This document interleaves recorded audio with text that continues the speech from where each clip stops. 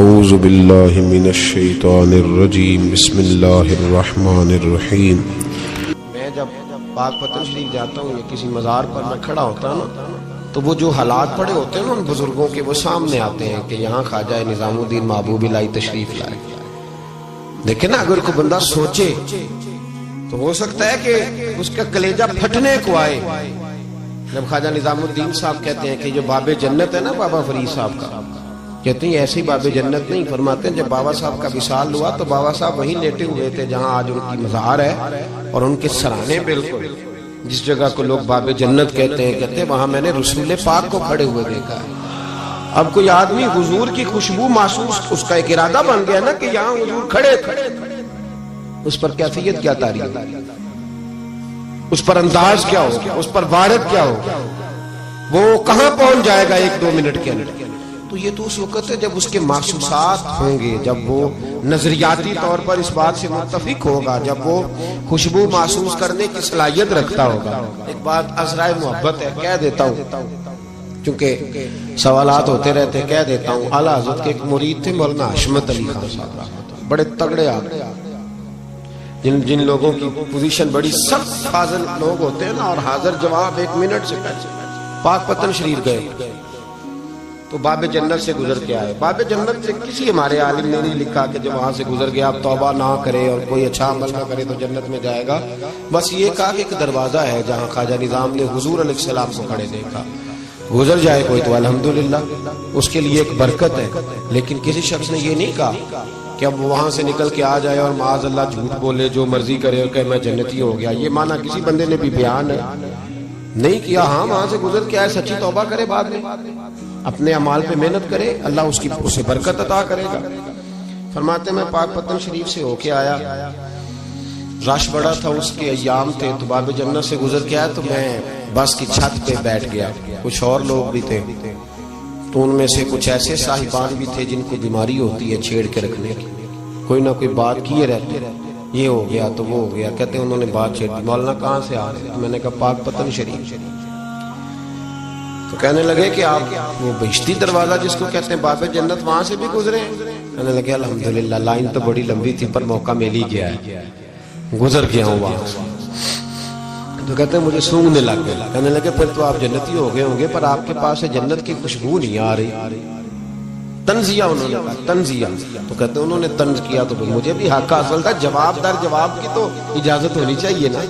میں نے کہا مولانا کیوں، آپ کیوں سونگ رہے ہیں؟ کہنے لگے میں نے حدیث پاک میں پڑھا ہے کہ جنتی 500 سال بھی دور ہوگا تو اس کے پاس سے خوشبو آئے گی، یعنی 500 سال لگیں گے ابھی اس تک، تو پھر بھی جنت کی خوشبو آئے گی، تو آپ سے تو کوئی نہیں آ رہی۔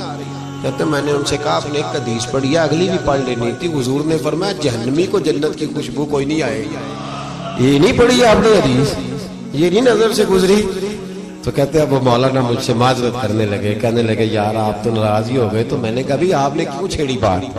میں نے آپ سے کوئی ڈسکس کیا؟ آپ نے پوچھا کہاں سے، آپ پھر آپ ہی نے کہہ دیا کہ وہاں سے گزرے کہ نہیں جنتی دروازے سے، اور پھر آپ نے ہی اعتراض کر دیا، تو پھر ہمیں اتنا تو حق حاصل ہے نا، ہم آہ بھی کرتے ہیں تو ہو جاتے ہیں بدنام، اور تم قتل بھی کر دو تو چرچا نہیں ہوتا، ہمیں بھی تو حق حاصل ہے نا، اتنا تو جواب در جواب ہم دے سکتے۔ حضرت بابا فرید الدین گنج شکر رحمت اللہ تعالیٰ علیہ کی اماں کہتی ہیں جب میرا بیٹا پیدا ہونے والا تھا تو میں رب کی بارگاہ میں دعا کرتی تھی، اللہ اگر تو مجھے بیٹا دے تو اس طرح کا دینا بیٹا میرا ہو پر بندہ تیرا ہو، اے اللہ اگر بیٹا دینا تو اس طرح کا دینا میرے اللہ، اس طرح کی مجھے اولاد دینا کہ دودھ وہ میری چھاتی سے پیے پر شکر تیرا ادا کرے، اے اللہ اگر بیٹا دینا تو اس طرح کا دینا کہ قوت روٹی روزی وہ زمین پہ کھائے لیکن اسی زمین پر وہ تیرے دین کا سپاہی بھی بنے، وہ مجاہد فی سبیل اللہ بھی بنے۔ حضرت بابا صاحب کہتے ہیں مجھے شکر پسند تھی، اماں بڑے جتن کرتی ہے بیٹے کے لیے، بڑا کچھ کرتی ہے، تو بیٹے روٹی ٹائم پہ کھانا فلاں کا، کہتے ہیں مجھے شکر پسند تھی۔ میری اماں سردیوں کے ٹھنڈے موسم میں اٹھ کے میرے لیے پانی بھی گرم کرتی، مصلی بھی بچھاتی، اور پھر ایک پڑیا شکر کی بنا کے میرے مصلی کے نیچے بھی رکھتی، کہتی بیٹا نماز پڑھے تو اللہ شکر دیتا ہے۔ آپ فرماتے ہیں میں روز نماز کی 5 نمازوں کے وقت مصلی اٹھاتا تو پڑیا شکر کی ملتی، سکول اور مدرسے کے میں اپنے کلاس فیلوں کو بھی کہتا نماز پڑھو بڑی پیاری شکر ملتی ہے، کہتے میں روز شکر کھاتا، ایک سویرے فجر کی نماز میں اماں نے وضو تو کرایا، مصلی بھی بچھایا، پر دیہات کی وہ سادی بیوی جس کا سارا کام ہی خلوص پہ مبنی تھا، جو آکسفورڈ سے پڑھی ہوئی تو نہیں تھی لیکن آداب ممتا اسے سارے آتے تھے، جو کسی یونیورسٹی کی سند یافتہ تو نہیں تھی لیکن بیٹے کے ساتھ کس طرح کا رویہ اختیار کرنا ہے یہ سارا اسے پتا تھا۔ کہتے ہیں سادی اماں نے سارے کام کیے لیکن شکر رکھنا بھول گئی۔ بابا صاحب کہتے ہیں میں نماز پڑھنے لگا تو ماں نے یہ بھی بتایا تھا کہ نمازی کے آگے سے نہیں گزرتے، نمازی کے آگے نہیں ہوتے۔ اب اماں کہتی ہے میں مجبور ہوں، درس بھی میں نے دیا ہے، بھول گئی ہوں، اب شکر رکھنے جاؤں گی تو پردہ کھل جائے گا۔ ایک کونے میں لگ کے ماں روئی، بیٹے کی شفا کے لیے نہیں، بیٹے کی نوکری کے لیے نہیں، بیٹے کے اچھے مستقبل کے لیے نہیں، ماں روئی، آنسو بہے تو کہتی کیا ہے، اے اللہ میں اسے اپنے آگے جھکانے کو جتن تھوڑی کرتی تھی، تیرا بنانے کا جتن کرتی تھی۔ اے اللہ مہربانی فرما، میری پردے داری کر، اگر راز کھل گیا تو میرا فرید نماز نہ چھوڑ جائے۔ بابا صاحب کہتے اماں تڑپتی رہی اور میں نے نماز پڑھ کے مصلی اٹھایا، پہلے پڑیا ہوتی تھی اب تو پورا دریا شکر کا بہ رہا ہے۔ فرماتے ہیں میں نے وہ اٹھائی، شکر کھائی اور میں نے چیخ کے کہا اماں جلدی آ، آج بڑی لذیذ ہے، آج شکر کوئی انوکھی ہے، اور آج تو کمال شکر دی ہے میرے اللہ نے، ایک پڑیا کی جگہ پورا دریا بہ رہا ہے۔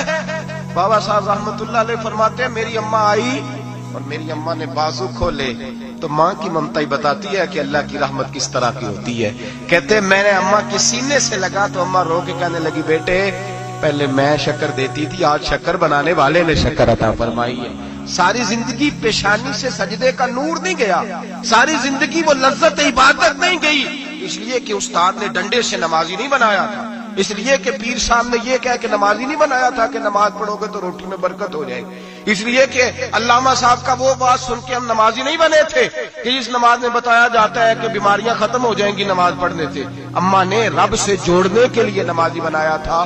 ساری زندگی بابا صاحب کہتے رہے اٹھ فریدا ستیا، جھاڑو دے مسیح، چل ہن اٹھ فریدا ستیا، جھاڑو دے مسیح، او تو ستا ہے رب جاگدا تیری ڈاڈے نال برید۔ ساری زندگی نماز کی ٹریننگ دینا، اپنے بچوں کو اپنے رب سے جوڑنا، اپنے بچوں کو اللہ کے ساتھ ان کا تعلق بنانا، ان کو رب والا بنانا، انہیں رسول پاک کا غلام بنانا، یہ ڈیوٹی ہے ماں باپ کی۔ ایک بہت بڑے محدث ہیں، اتنے بڑے محدث ہیں کہ میرے نبی کریم کی مسجد نبوی میں وہ حدیث کے استاد رہے، حضرت ربیعہ بن عبد الرحمن نبی پاک کی مسجد نبوی میں حدیث کے استاد ہوئے، اور حضرت حسن بصری جو جناب علی کے شاگرد ہیں وہ بھی حضرت ربیعہ کے شاگرد ہوئے، حضرت امام مالک جو 70 سال تک مدینہ اور مکہ میں حدیث پڑھاتے رہے وہ بھی حضرت ربیعہ کے شاگرد ہیں۔ ان کے والد کا نام تھا عبد الرحمن فروغ۔ تاریخ بغداد میں لکھا ہے کہ بنو امیہ کے دور میں تابعین کے زمانے میں جناب عبد الرحمن بن فروغ گھر سے چلے گئے، ایک روایت ہے بچہ چھوٹا تھا، ایک روایت ہے بچہ ابھی ماں کے پیٹ میں تھا، جہاد کرنے چلے گئے۔ اس دور میں یہ جہاد ہوتا تھا کہ ایک علاقہ فتح کیا تو مسلمان اگلے علاقے میں چلے گئے، اگلا فتح کیا تو اگلے علاقے، ایک کے بعد دوسرے لوگ پلٹ کے نہیں آتے تھے۔ حضرت عبد الرحمن گئے 30,000 دینار بیوی کو دے گئے، کہنے لگے سنبھال کے رکھنا، اور جہاد کرنے نکلے تو 27 سال تک گھر ہی نہیں آئی، اور 27 سال کے بعد آئے تو حضرت ربیعہ محدث بن چکے ہیں، مسجد نبوی میں حدیث کے استاد ہیں، بیٹا بہت بڑا شیخ بن گیا ہے۔ واپس آئے، ہاتھ میں نیزہ ہے، کالی داڑھی تھی ساری سفید ہو گئی، وجود بڑا تگڑا تھا، کمزوری آ گئی، آئے نیزہ پکڑا ہوا ہے، گھوڑے پہ بیٹھے ہیں، مدینہ منورہ میں گھر ہے، دروازے پہ دستک دی، حضرت ربیعہ نے دروازہ کھولا، اندر داخل ہونے لگے تو کہنے لگے بابا تو کدھر گھستا آ رہا ہے؟ کدھر؟ اس نے کہا تو پیچھے ہٹ، تو میرے مکان پہ کب سے قبضہ کر کے بیٹھا ہے۔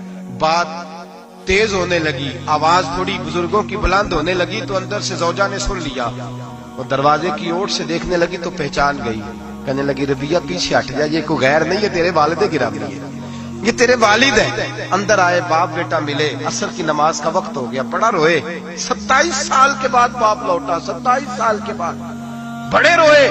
نماز کا وقت ہوا تو حضرت ربیعہ جلدی سے وضو کیا، مسجد نبوی شریف چلے گئے۔ جناب عبد الرحمن فروغ نے بھی کھانا وانا کھانا تھا، کھانا کھانے بیٹھے تو حکم دیکھے شوہر کیا کرتا ہے، یہ نہیں پوچھا کہ 27 سال حال کیا رہا، پوچھنے لگے میں تجھے 30,000 دینار دے گیا تھا وہ کدھر ہے؟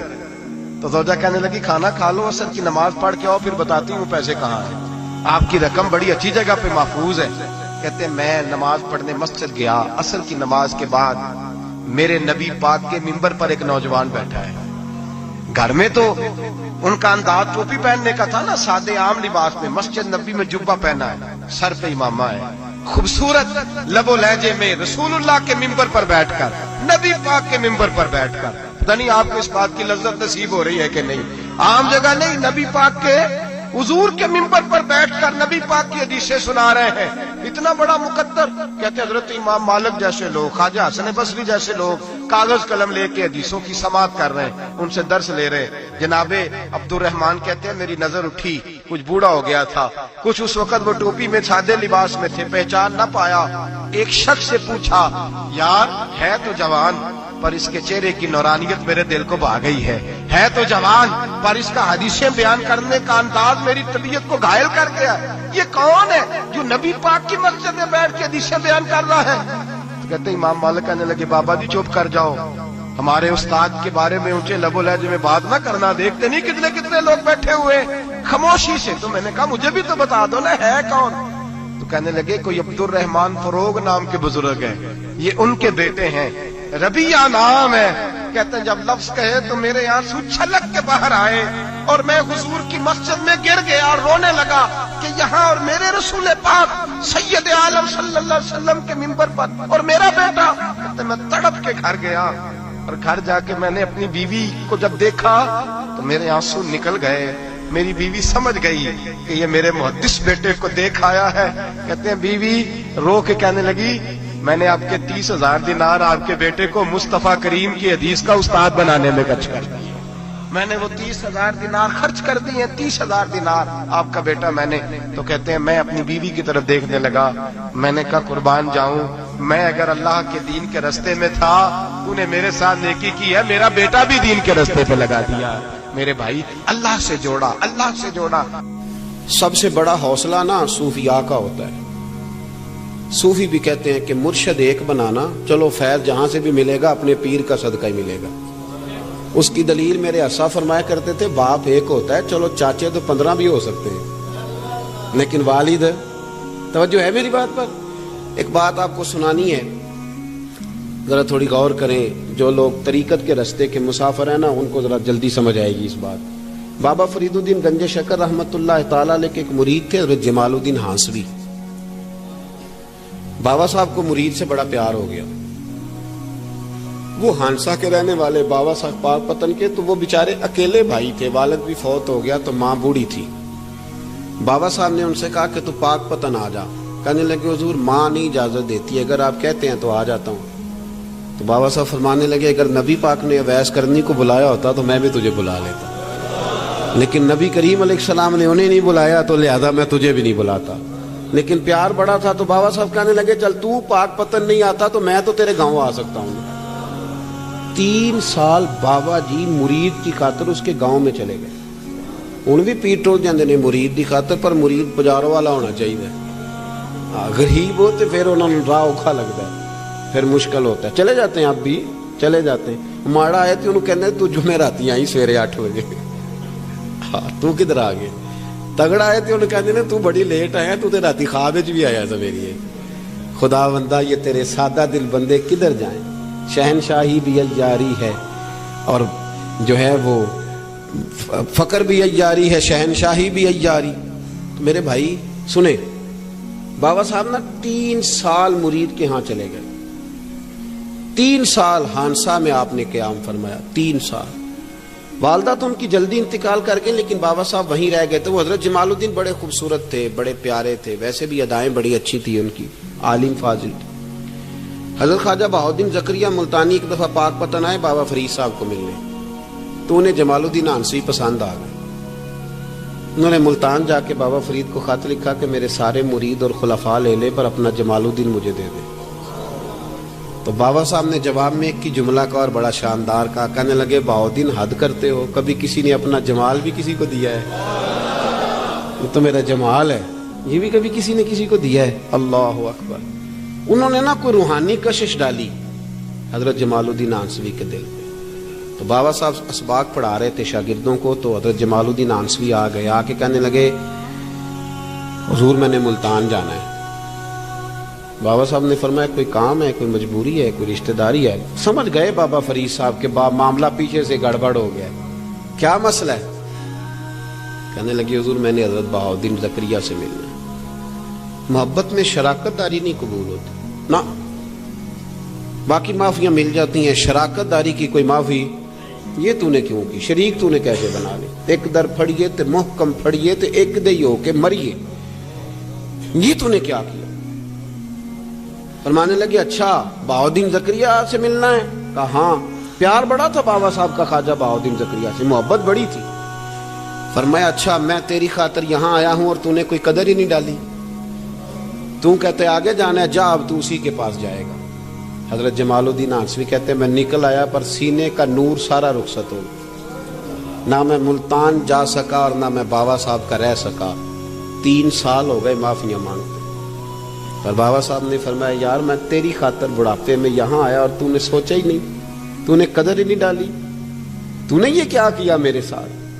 ایک تاجر آیا کرتا تھا بابا فرید صاحب سے ملنے سال کے بعد. وہ آیا تو اس نے لوگوں سے پوچھا کہ وہ کدھر ہے جمال الدین, جس سے سلام لے کے بابا صاحب سے لوگ ملتے تھے, جو رستہ تھا بابا صاحب کی طرف جانے کا. کہا وہ تو روڑی کے ڈھیر پہ بیٹھے. وہ ملنے گئے اور جب جا کے ملے نا حضرت جمال الدین سے تو وہ رو پڑے. کہا کیا ہوا؟ کہنے لگے بس ہوا یہ کہ میں اس کی قدر نہیں ڈال سکا, جو قدر مجھے کرنی چاہیے تھی نا یار کی, میں وہ قدر کر سکا, میں قدر نہیں کر سکا, یہ مجھے سزا ملی. کہا ان سے کہنا معاف کر دے. وہ تاجر بڑا پیارا تھا. بابا صاحب رات کو پیر دبا رہا تھا, وہ تاجر بابا صاحب کے. اس کا خیال تھا لوگ سارے جائیں گے تو بات کروں گا. پیر دباتے دباتے ساری دنیا چلی گئی, وہ بیٹھا رہا. بابا صاحب بولے, فرمانے لگے جاتا کیوں نہیں, جمال الدین کی بات کرنی ہے, جمال الدین کا ذکر کرنا ہے, چل کر. میں کہا حضور اب دیکھا نہیں جاتا, مہربانی فرمائیں. فرمایا یار اس نے دیکھ میرے ساتھ کیا کیا ہے, میں علاقہ چھوڑ کے یہاں آیا اس کی خاطر, اور اس کہتا ہے میں نے آگے جانا ہے. اس نے توجہ ہی نہیں کی, اس نے میری محبت کو سمجھا ہی نہیں. فرمایا اسے کہنا میں اسے بھولا نہیں, میں روز اس کے لیے دعا کرتا ہوں. جا تو کہتا ہے تو اسے لے آ. حضرت جمال الدین ہانسوی جب آئے نا, اللہ والے پھر بھی سامنے والے پہ الزام نہیں ڈالتے. جب آئے نا تو کمزور ہو گئے تھے, وجود کمزور ہو گیا, آنکھیں باہر نکل آئیں. تو حضرت بابا صاحب انہیں دیکھ کے نا انہیں پھر بھی کچھ نہیں کہا. کہنے لگے فرید الدین, اپنے آپ کو مخاطب, فرید الدین یہ تو نے کیا کیا؟ کوئی اپنے جمال کا اس طرح کا حال بھی کرتا ہے. ان کو جب معافی ملی تو وہ رو پڑے. کہنے لگے حضور میرے لیے دعا کریں, اب میں رضا میں ہی پردہ کر جاؤں. ان کا انتقال ہوا اور بابا صاحب نے خود جنازہ پڑھایا. سنو بخاری شریف, سنو بخاری, صحیح بخاری. حضرت عمر فاروق رضی اللہ تعالیٰ عنہ فرماتے میں تورات پڑھ رہا تھا, نبی پاک علیہ السلام مسجد نبوی میں آئے تو میں تورات پڑھ رہا تھا. تورات حضور نے آتے پوچھا عمر کیا کر رہے ہو؟ یا رسول اللہ صلی اللہ علیہ وسلم تورات پڑھ رہا ہوں جو حضرت موسیٰ علیہ السلام پہ نازل ہوئی, اللہ کی کتاب. نبی کریم علیہ الصلوۃ والسلام, حضرت عمر کہتے ہیں کبھی مجھ سے ناراض نہیں ہوئے, پر آج حضور ناراض ہو گئے. چہرے پہ جلال آیا اور محبوب کریم نے فرمایا عمر مجھے اللہ کی عزت کی قسم, اگر آج حضرت موسیٰ حیات ظاہری میں ہوتے تو میرا کلمہ پڑھ کے میری فرما برداری کر, اور تو ان کی کتاب پڑھ رہا ہے, ان کی کتاب. مسلمان کو کسی اور طرف نکلنے کی اجازت, یہاں تو گھر میں بھوک ہو نا تو بندہ پڑوسی کے گھر سالن لینے جائے, اور اگر ہر چیز تجھے اپنے گھر ملے, ہر خیر تجھے ملے, پھر تو دائیں بائیں کیوں جائے, کس لیے جائے؟ تھوڑا سا اپنے اندر استقامت پیدا کریں, دین کی تہذیب کو بچائیں. ہم نے ساری سنتیں کیا ادا کرنی ہیں میرے بھائی؟ ایک مسواک ہے نا ہمارے گھروں سے, وہ بھی رخصت ہو گئی. امام شورانی فرمایا کرتے تھے جس گھر میں مسواک ہو اللہ کے فرشتے اس گھر کا دیدار کرنے آتے ہیں. اس کی جگہ بھی ٹوتھ پیسٹ آ گیا, ذرا انگریزی کا لفظ ہے نا تو اچھا لگتا ہے, ذرا لوگوں کو پتہ چلتا ہے وی آئی پی ہو گئے سارے. خدا کا خوف کرے, اپنے دین کے ساتھ اپنے آپ کو وابستہ کریں.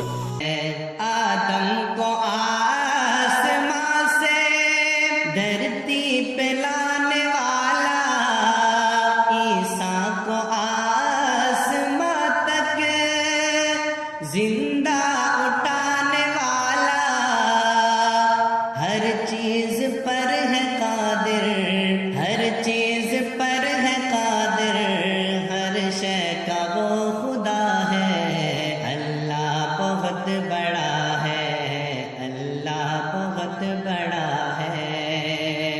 یونس نبی کو مچھلی